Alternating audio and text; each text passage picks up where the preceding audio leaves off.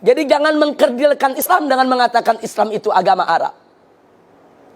Nah yang kedua, mereka katakan Islam itu agama pendatang. Tunggu dulu kalau kita mau bicara soal pendatang. Islam itu agama dari Allah. Bumi ini ciptaan Allah. Bumi ini milik Allah. Sehingga dimanapun Islam itu hadir di atas muka bumi ini, Islam tidak pernah menjadi pendatang.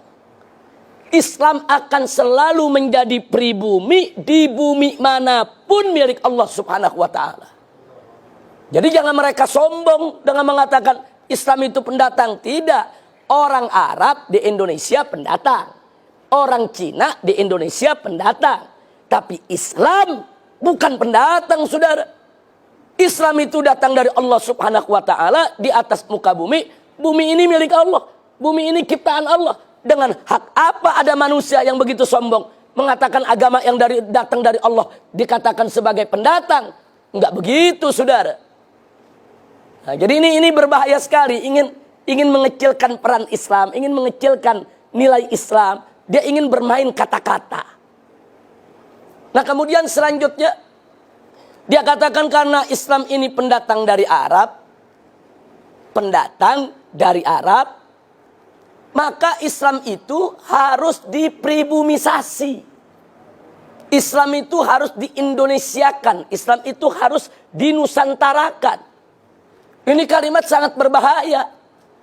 Loh, kenapa saya katakan berbahaya? Karena dulu Nabi pada saat diutus oleh Allah subhanahu wa ta'ala pertama kali ke tengah bangsa Arab, bukan untuk mengarabkan Islam, tapi untuk mengislamkan Arab. Jadi jangan dibulak-balik. Nabi nggak pernah mengarabkan Islam, ya ikhwan. Nabi itu dulu tugasnya mengislamkan bangsa Arab dan seluruh suku bangsa di dunia. Jadi dulu Nabi mengislamkan Arab, bukan mengarabkan Islam. Nah, jadi kelompok mereka ini yang menyebut dirinya sebagai Islam Nusantara memutarbalikkan persoalan, dan ini sangat berbahaya. Baik, sekarang mari kita lihat. Kalau nanti Islam di Indonesia harus di-Indonesiakan, maka konsekuensinya Islam di Afrika harus di-Afrikakan. Islam di Eropa harus di-Eropakan. Islam di Amerika harus di-Amerikakan. Islam di Cina harus dikinakan. Islam di India harus di-Indiakan. Naif betul.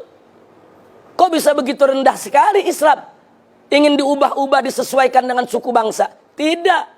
Dulu Nabi alaihi salatu wassalam dan para sahabatnya radhiyallahu ta'ala anhum, dan para tabi'in, para tabi'it tabi'in, serta ulama yang datang setelah mereka, saudara, mereka berjuang menyebarluaskan Islam. Mereka Islamkan Arab, Islamkan Persia, Islamkan India, Islamkan Cina, Islamkan Amerika, Islamkan Eropa, Islamkan Afrika, dan mengislamkan Nusantara.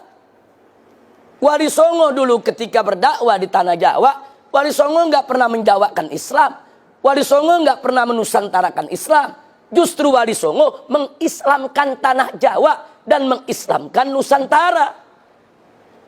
Nah ini sengaja saya tekankan karena mereka ingin mengkerdilkan Islam seolah-olah ini cuma urusan orang Arab. Sebetulnya yang mereka mau serang bukan Arab, mereka mau serang Islam. Arab ini cuma perantara saja, ya ikhwah.